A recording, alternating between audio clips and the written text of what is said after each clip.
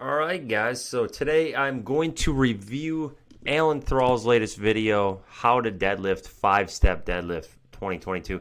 Now first off, Allan Thrall looks way different here. The short hair and the nice beard, like I don't even recognize him. I have not been keeping up with his content too much. I like the guy, I just haven't been watching all his stuff, but he looks so different here first of all. But let's see what he has to say about the deadlift. I'm going to sneeze. Hey everyone, I'm Allan Thrall. I'm in gym in Sacramento, California. If you've been watching my videos for any amount of time, I know the new look is going to take some getting used to. This video is a revised and updated version of my How to Deadlift video that I posted in March 2017, over 5 years ago.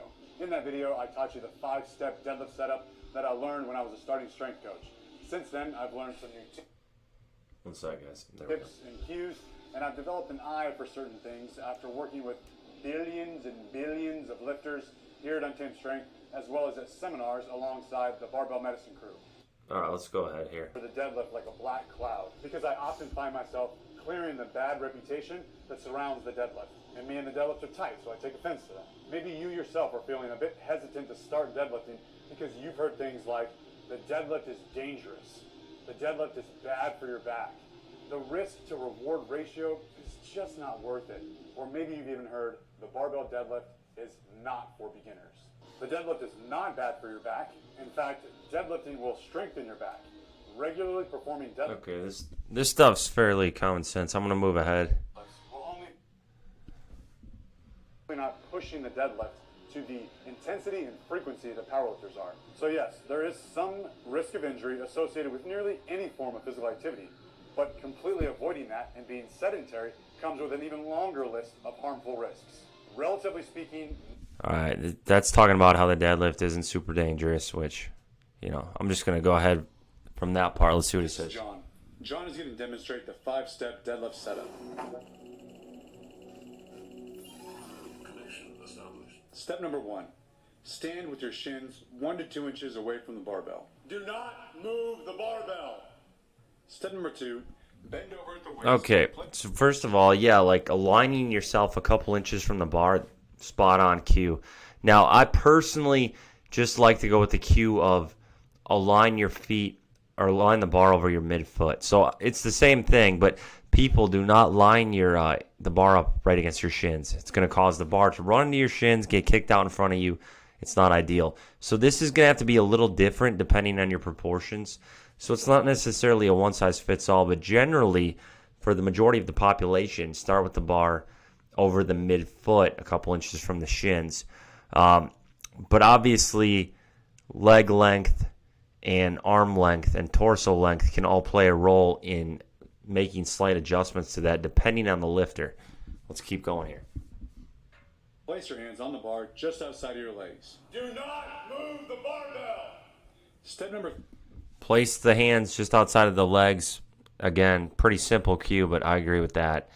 Now, I personally actually find it to be a little more optimal to take the grip a little wider. So I go about halfway from the rings and from the start of the knurling because it gives me a little more room to get tight.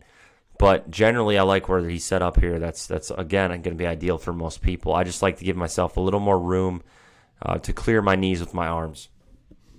Number 3, bend your knees until your shins touch the barbell. All right, well, this is where we're going to have some disagreement. I actually disagree with this. Personally, you got to kind of find that cue that the problem with this, here's the problem with this. If you bend your legs to where your shins hit the bar, you could be in a position where you actually don't have your hips at the ideal optimal height. So I wouldn't agree with this because it's gonna be close. I sort of get what they're saying, and I don't think it's necessarily a bad cue, but you have to find that sweet spot to where you have maximum tension in your arms. So I personally think finding the point of maximum tension through the arms where the arms are completely taut, meaning they're completely locked out, and finding maximum tension, that point you got to kind of feel it out with your hips as far as the hip height. That is a far more optimal way to set up than just, almost passively putting the shins into the bar. So I don't think that's necessarily a bad cue, but I think there's a more optimal cue of once you have almost that slack pulled out, whether you're on a stiff bar or deadlift bar, and you have maximum tension through your arms are taut, you got to kind of play around with your hip height until you find a position where the hips are properly high, the shoulders are over the bar, and you have maximum tension. So that's how I would do that a little differently, but not a bad cue. Do not move the barbell. Step number 4, feel heavy in your hands. Pull the slack out of the barbell. So, you could say actually, well, they're just doing it in reverse order, which is fair. So I agree. You got to get, that's a different way of looking at it, heavy in the arms. I never thought of it like that.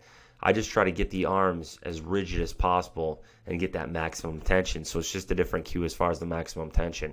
So maybe I'm skipping right to number 4 and taking out number 3, which I think you could do. So again, he's pretty much calling for the same things I say, but I'm taking out number 3. I don't think number 3 is necessary, because if you do number 4, you'll automatically get to number 3. I feel like it's all going to fall into place. I feel like you can just go right ahead, skip number 3 as third cue, and go right to number 4. Do not move the barbell. Step number 5, drag the barbell up your legs. Let's break these steps. That's where we're going to differ. So I would honestly say the first 4 cues we agree on.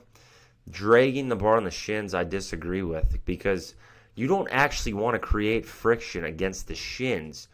You want to go where the bar travels in a straight path up to the knees, which you're going to get more acceleration. You're going to get greater acceleration. You're going to be faster.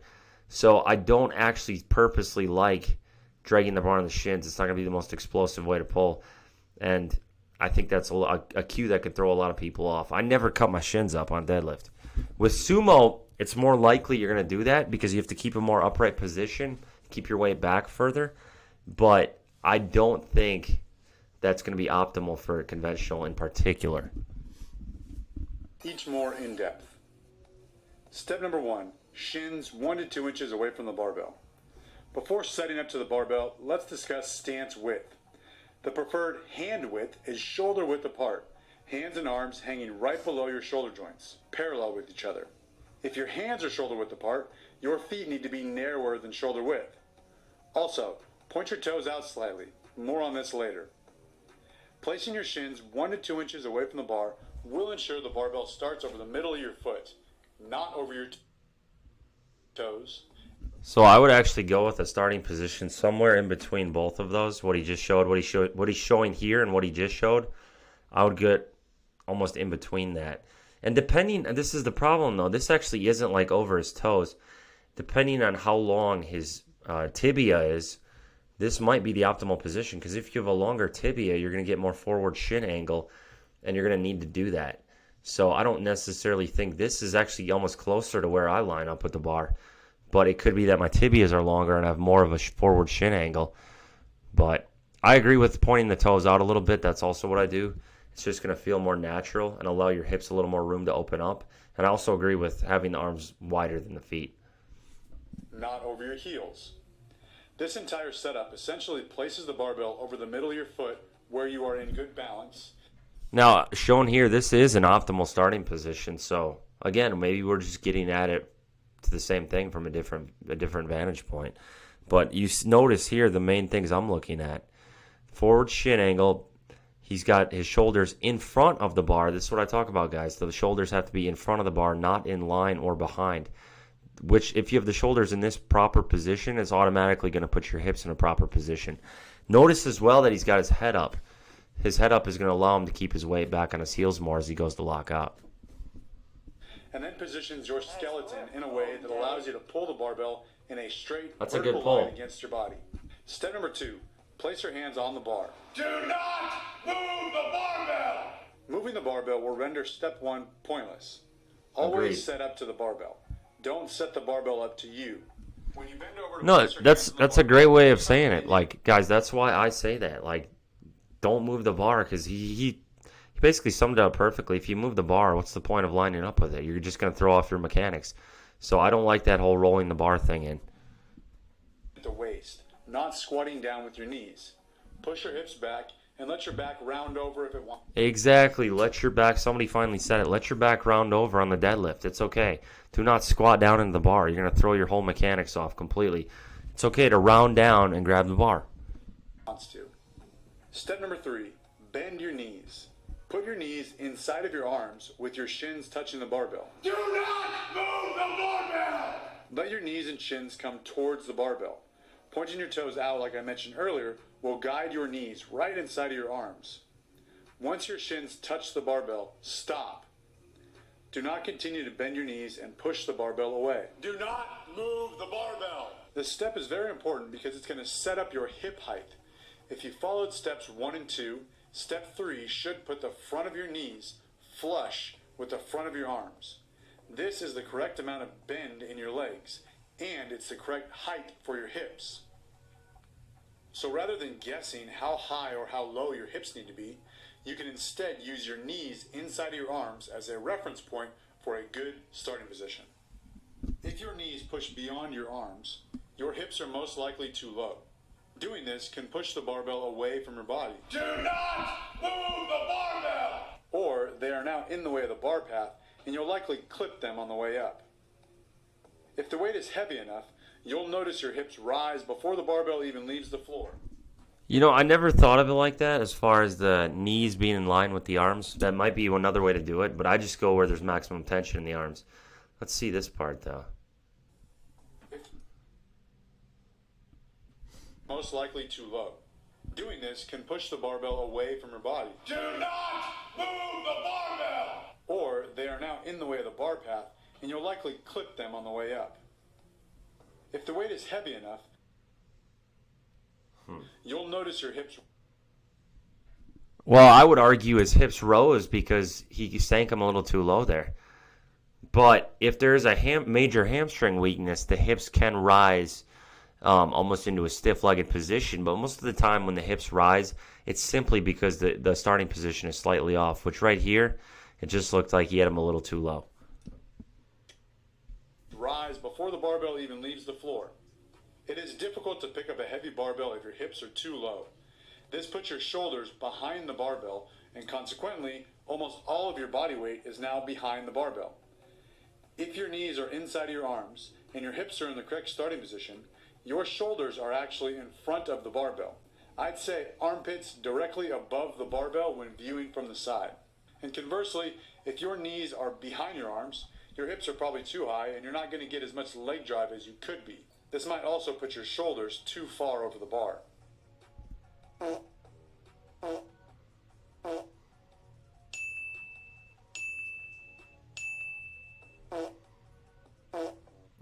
On toes and heels. With the cue knees, think about using a game changer for me. Feeling heavy in your hands means you are pulling tight against the barbell. Some refer to this as pulling the slack out of the barbell. You'll hear clanking of the barbell sleeves inside of the iron plates. That is a helpful, audible cue to let you know you are pulling tight against the barbell, along with actually feeling some weight in your hands. So I pretty much agree with this. It's just a very in-depth way of saying that he's getting a lot of tension through the arms, which that's what you need to do, guys. You need to get maximum tension through the arms. I don't care if it's mixed grip, hook grip, straps, whatever. This is the key right here. A lot of people don't do this, and they're not very explosive. Don't take so much time setting it up that you lose your explosiveness, but you need to do this. So I think that one's pretty straightforward. I'm going to skip ahead to number 5 because I'm going to see what they say about this. I kind of disagreed with it, but let's see what they say. Step number 5, drag the barbell up your legs. Step number 3, place your shins against the barbell. Keep the barbell against your shins as you feel heavy in your hands, and drag the barbell against the front of your legs throughout the entire pull. You might feel your lats contracting as they pull the barbell in towards your body. Along with dragging the barbell up the front of your legs, you should also think about pushing your feet into the floor. Making an effort to drag the barbell up while at the same time pushing your feet down will result in a powerful and smooth deadlift. Breathing. I would suggest inhaling on step 4. Take a big breath and brace as if you were going to be punched in the midsection at the same time that you pull the slack out and feel heavy in your hands. Hold your breath as you pull. Well, I mean, in his demonstration here of the dragging the bar up the shins, the bar isn't necessarily scraping against the shins. I guess this is something we have to kind of clarify. Like, you're not scraping the shins up or you're dragging it and causing your shins to bleed. It's very close, but there's enough room to where you're not beating the heck out of your shins. My shins are not beat up at all, but the bar is very close like it showed in the video. but it's not actively, I'm not like scraping and grinding up my shins. So I guess it would be keep it close, but not to the point where you're literally like busting your shins apart. Because that friction, it's going to slow you down. Now, I don't agree with the bracing part. The bracing on a deadlift is very different from a squat. On a deadlift, you almost have to pop into position, and the pulling the slack out of the bar, getting tension through the arms is automatically going to brace you to an extent. And if you take a big inhale like this, I would pretty much say you're going to slow yourself down. You're going to lose speed off the floor. So I wouldn't recommend getting like a big breath in prior to the pull, because you're going to slow yourself down to a tremendous extent. Whereas the act of actually pulling the slack out is going to brace you enough. So I wouldn't overthink this. I would just literally get the slack out, get my arms taut, and then fire, because you're going to be braced enough to where you're not going to slow yourself down by getting that inhale. So that's the only thing I would change, because I'm trying to think about this. A lot of this is just subconscious for me at this point, because I've drilled it so long. So I'm trying to think of like, I might do a quick breath, but I'm not doing this exaggerated inhale. Like on a squat, I'm just doing an exaggerated inhale. On a deadlift, I'm not doing this exaggerated inhale where I'm at the bottom and I'm like it's not like that. I'm literally just doing maybe a quick, and I'm popping up. So there's a difference. I would say automatically though, if you pull the slack out, get your arms taut, you will brace properly and you will get that air without having to consciously think about cueing yourself to get that big inhale. So that's most of the video here. Let's look at lowering the barbell, because people do goof this up. It's a big one. Lowering the barbell. When you are ready to lower the barbell, you can let gravity do most of the work here. Think of lowering the barbell as a controlled drop while keeping your hands on the bar. You don't have to go super slow here.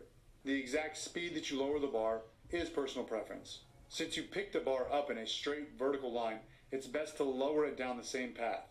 Start by pushing your hips back and letting the barbell slide down your thighs. Don't actively bend your knees until the barbell passes them. By bending your knees at the start or just too early, you're creating a ramp for the barbell, and it's going to end up several inches over your toes when it hits the ground. Think about hips lowering the barbell down to the same place you picked it up. After your first rep, you don't have to perform steps 1 and 2 because your feet are already on the ground and your hands are already on the barbell. From here, it is okay to move the barbell if you need to. You might not have... Now, I would pretty much agree with that. Like, guys, don't be afraid to almost round over when you're lowering the bar. You don't have to like keep your back perfectly straight and squat down on the descent. Just round over and let the bar go down. Control it to some extent, but let gravity do the work, as he said.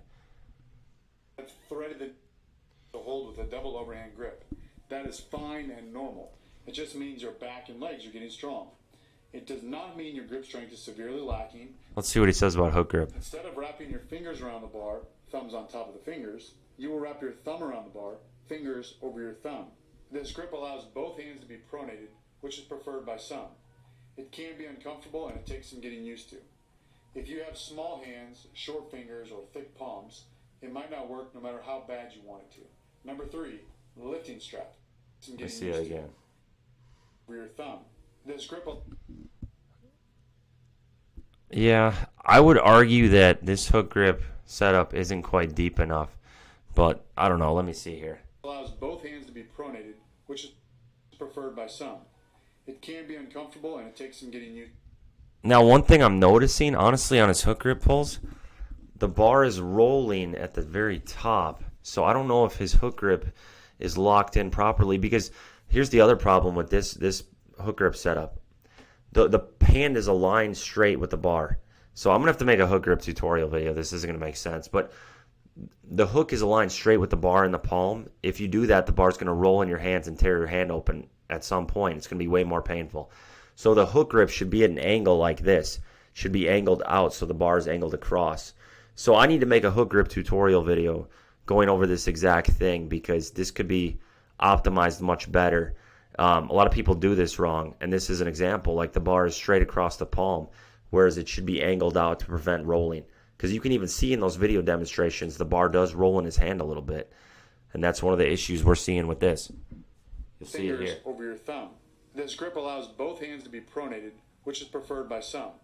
It can be uncomfortable. And See the little roll? See the roll there too? If you have small hands, short fingers... It's just a little bit of roll. But I'm not, this isn't a negative video. I agree with 85% of the video. It's really good stuff. So overall, this is a really good tutorial video. I would 100% say that. There's just a little tweaking I would do, but I got to give it to him. Good deadlift demo video. And yeah, let me know if you guys like the video. I'll keep this stuff coming. Comment, subscribe, and like the video for the sake of the algorithm. I appreciate it.